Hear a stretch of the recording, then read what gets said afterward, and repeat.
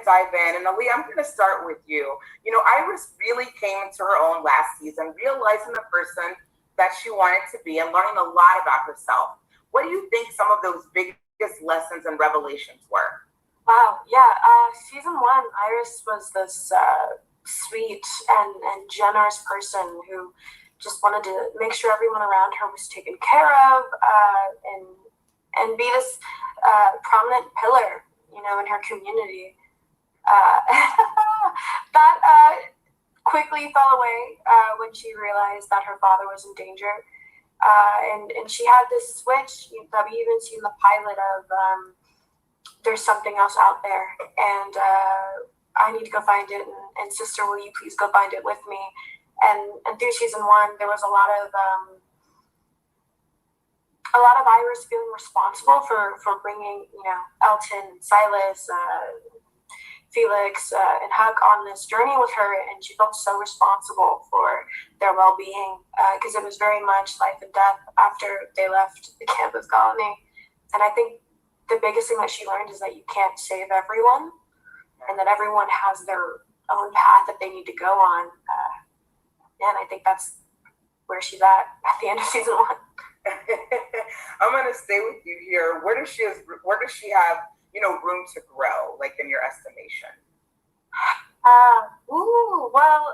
At the end of season one, Iris is in this place of, okay, I don't have my father. I just lost my sister, and that wasn't a choice that I made, which clearly proves I'm not as in control of everything as I would like to be.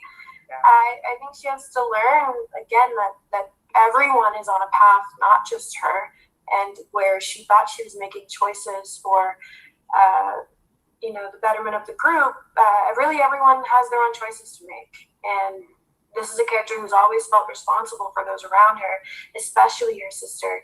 And she has to relinquish that accountability and learn that the only person she's truly responsible for is herself.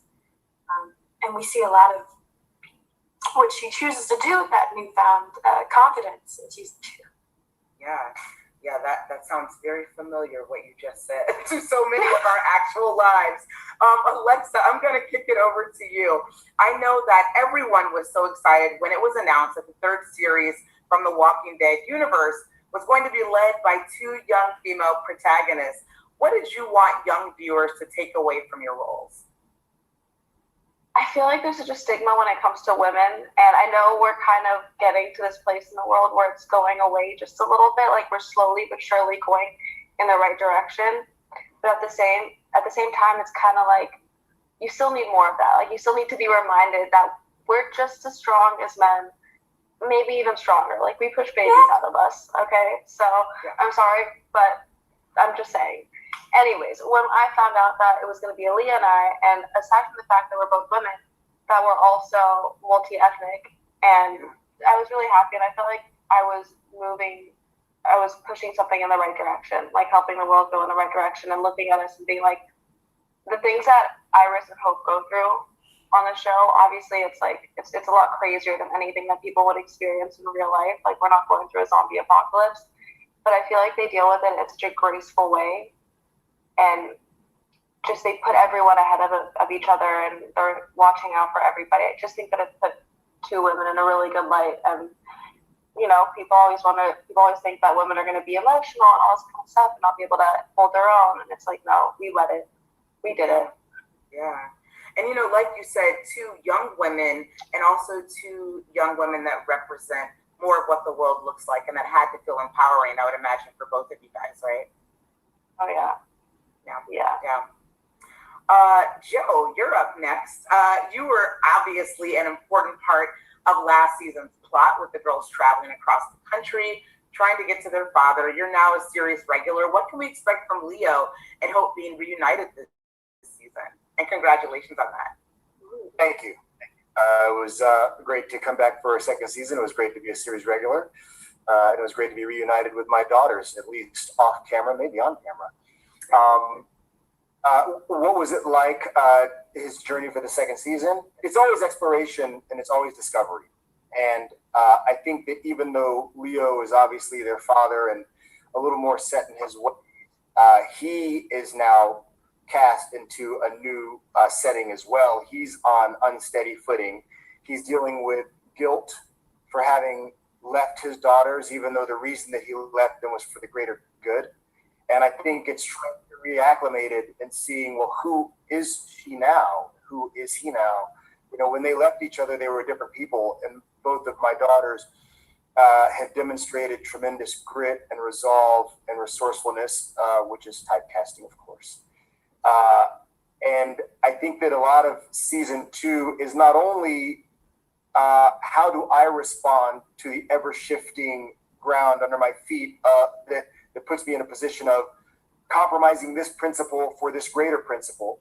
And in a lot of ways, I feel like Hope is there as a moral guide, a philosophical guide. She's so much like me, but then she has her own streak, and she's the new. You know, so to some degree, we're all going to have to give over to what's younger and what is present and what is experiencing the world now. But I think he really has to come to grips with what he has done in terms of leaving them, but also sort of watching her development and her resolve and the ways that she's similar that are great and the ways that she's different that are great and also vexing.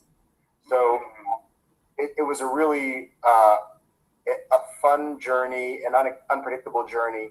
And, you know, we had no idea really where it was going to go, but it felt really organic and it felt really good from an acting standpoint. Absolutely. Unpredictable seems to be the way that we most like for this series to go. So that sounds right on par.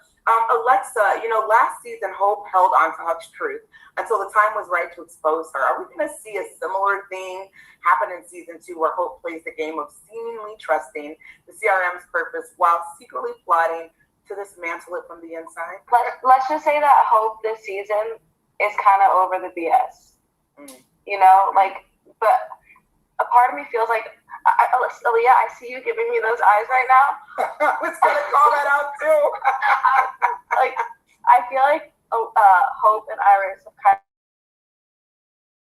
of switched spots this season. Like, Iris goes from being this goody two-shoes, following whatever the adults do, to being like realizing that she's hot shit and that she can do whatever she wants. And then Hope kind of goes from not caring about anything and just not having any respect for authority to being like, okay, Aliyah, if you give me those eyes one more time. I just love when you get the hard questions and you answer them so gracefully and beautifully. It's amazing to see. Oh my god, right? All cat and sisters. We bicker just like sisters is great. Love it. Love it. But yeah, I feel like I can't give too much away, but in the beginning, Hope definitely is not able to hide her distaste towards Huck and towards Elizabeth. Like she's had it, you know. But as the season kind of goes on, you'll see that she's not team CRM, but she starts to look at things through a different perspective, and that changes her outlook a little bit. Okay. Alexa, it's your turn to maybe give Aliyah the eyes that she was giving you, because here's a question for you. Do you think that Iris will be excited to find out that Percy is alive? A bit of romantic energy was sparked between you two before he disappeared. Is there a bit of a love triangle between Iris, Percy, and Silas brewing? First of all, I love. It's one of the reasons why I love film and television. I love watching these serendipitous moments occur. I think should Percy be alive, that would be like seeing a ghost for Iris, because even though there was no body, we did have our moment of goodbye. And I think it's also driven her, it took a little bit of her heart away, which enables her to be able to do some heartless things. And so seeing him would kind of humanize her again, I would assume. And that could mess up the person that she's trying to become. should that happen, who knows? that happen? You know what I mean? However, I do think that like a love triangle would be just great, just exciting.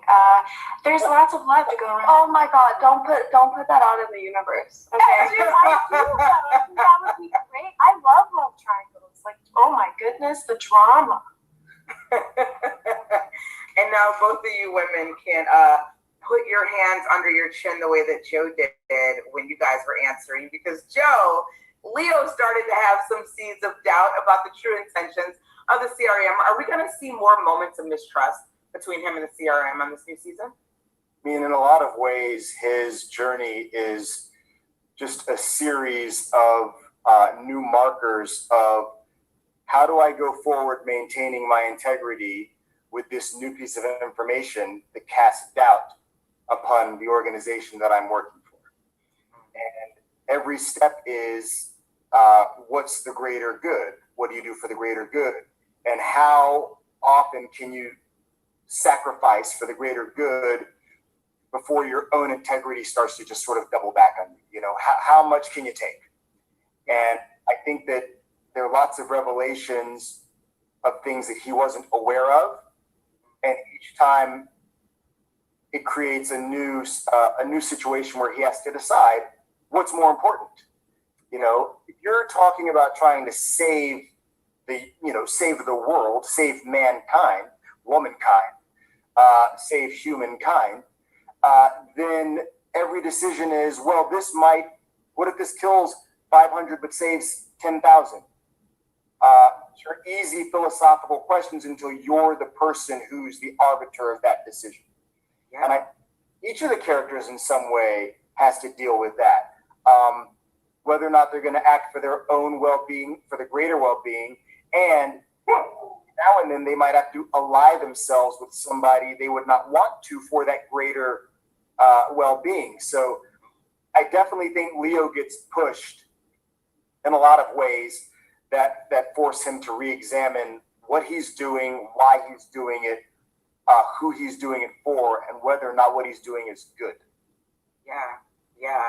And also, and I don't know if this is something that you guys thought about when you were, and this is for everyone, when you were shooting this current season, but so much of what you just said, Joe, feels so familiar, I think, to what the experience of the last year and a half has been like for everyone who, you know, kind of lives in the real world. We think about where the pandemic has taken us. How much of that were you guys thinking about as you were building these characters and advancing their stories? Because in a really crazy way, it relates to what all of us, I think, have been kind of thinking, you know, on some aspect. I can imagine the conversations you guys probably had when you weren't filming. What was that like for you guys? I'll jump. Oh, go ahead, please. No, Dad. That's you. Sister? There's always, I mean, I don't know how anybody else works. Every actor brings a different process, and we had a whole spectrum of different approaches, but everybody knew what they were doing when the camera started rolling. For me, it's simply a matter of he's a scientist, and the science tells you certain things.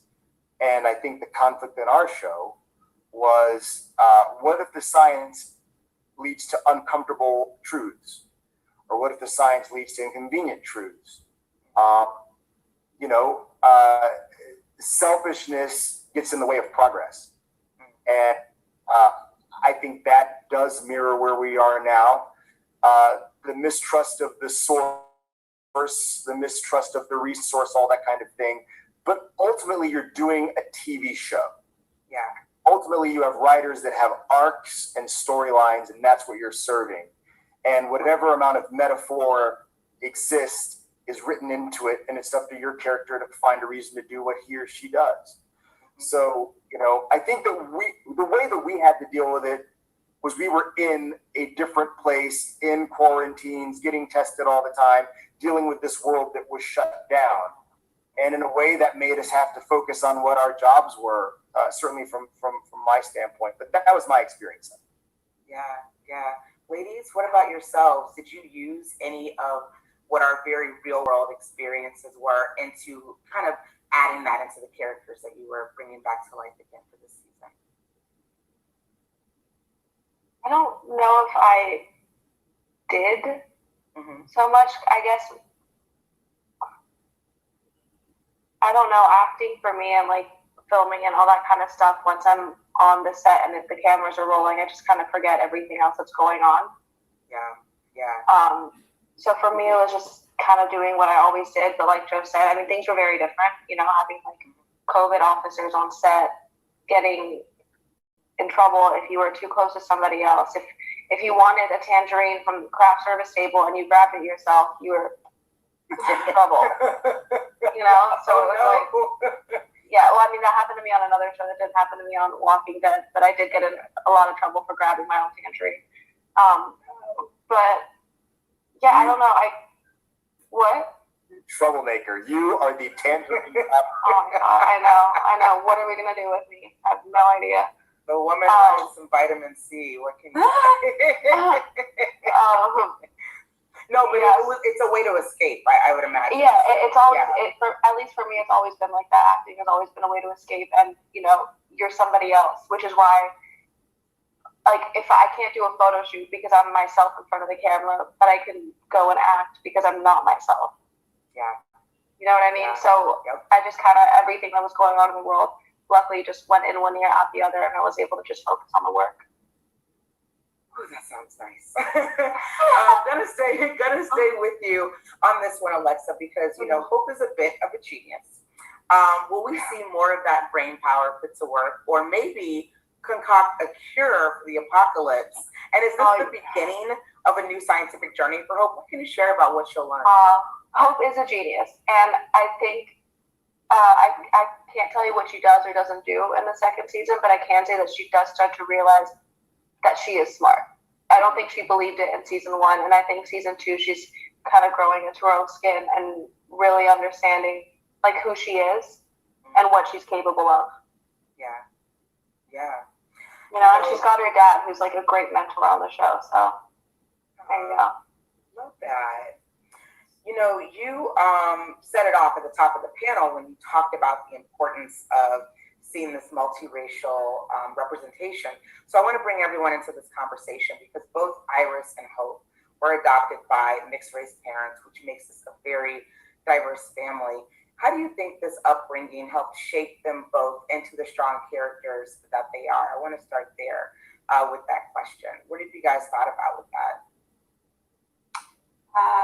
I think diversity breeds diverse thinking. When you grow up in an environment like that, it's easy to be able to love and accept and champion anyone and everyone, which is why we're so fond of all the many different characters that are in our universe. We just kept breeding that diversity, I'd say, and it just creates people who have a whole lot of empathy and a whole lot to give. Yeah. Alexa, Joe, what about your thoughts? You know, because I can imagine that this felt like really important for you guys too. I agree with Aliyah 100%.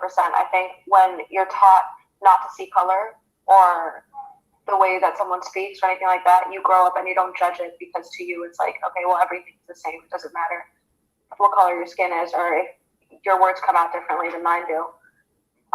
Like Silas was getting bullied in the beginning of the show of season 1. I mean, obviously there was like a lot that went on behind the scenes of what he did and all that, but people would look at him and be like, oh, big guy, quiet, no, he's gonna be, there's something like really wrong with him. And Iris and Hope never saw anything wrong with that.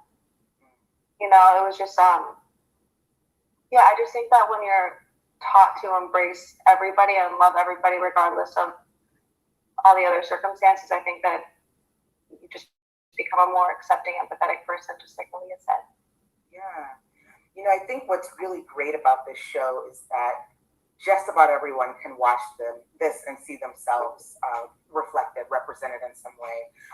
Why is it important, to you guys to show these non-traditional families on television today, even in an apocalyptic setting, but certainly on television, because I think that's where we've spent so much time talking about how images ultimately, play into how everyday people treat other people that look different from them. But I would love to hear from you guys talk about the importance of what it is that you guys are doing and how that reflects in the world around us. Joe, why don't we start with you? I think life imitates art, and art imitates life. It's a dance. And I think that in a way, by not making a point out of it and just showing the normal interaction of these people that loved each other, this man that raised these two young women who, there is no difference. There is no need. There's nothing different between my love for my daughters than somebody else's love for their daughters. And, growing up, when I grew up, the old man of the group, I was watching TV in the 70s, 80s, where all the heroes were white males. And they were the ones who were allowed to be tough and angry and save everybody. And so you watch that and subconsciously you think, oh, that's what a hero looks like. And I think it's really important for us to start allowing different looking people to be heroes, to be brave, to be valorous, to sacrifice themselves for the greater good. And I think that on our show, that diversity was pretty evident. We had all kinds of representation on this show. You name it, we got it. And I feel like everybody had a moment to shine. Everybody had a moment to be great and fail. And perhaps what we have to communicate more than anything else is we need to be complex leading characters. We don't need to just be in service of the traditional hero. We are heroic. We're the people that have had the greatest amount of adversity in society. We're the ones that have had institutional barriers. So we've had to operate on a daily basis with tremendous heroism and courage. And I think it's important for this show to give us a chance to show our stuff. I love that. Aliyah, Alexa, would you like to jump in on that one too? I completely agree with everything Joe just said. For me, I think of things on a pretty simple basis sometimes, and for me, it's important to show these families simply because they do exist. That's just matter of fact. They exist. They're here. They will continue to be here, and that's why it's important. It's real life. These are real people. Yeah, I love that. A question for the group, again, is, what is it that you are all looking for at this point in your careers, and how does this series align with the types of roles that you're looking to take on and to bring to life? Alexa, let's start with you on that one. Wish I had a clear vision of what I want my career to look like, but I feel like that's you always have this idea of what you want your job to be like, especially in this business, but it's nothing like that. You can't just pick and choose what it is you're gonna do next. I think after the show, seeing the impact and the feedback that I've gotten just regarding the characters and how much people relate to them, I would love to keep doing shows, films, anything that goes in that realm as well, where people watch it and they're like, oh, okay, well, I could be like that too. I'm not selling a fantasy, I'm just showing you other realities. Yeah. Joe, Aliyah. Ladies first. It's like a gentleman. Right. I wholeheartedly believe in manifesting, and I believe it's a more unconventional way of going about my career, but I'm particularly selective about what I audition for. I enjoy and I thrive on playing, how did I word it to my team? Strong and damn near defiant young women.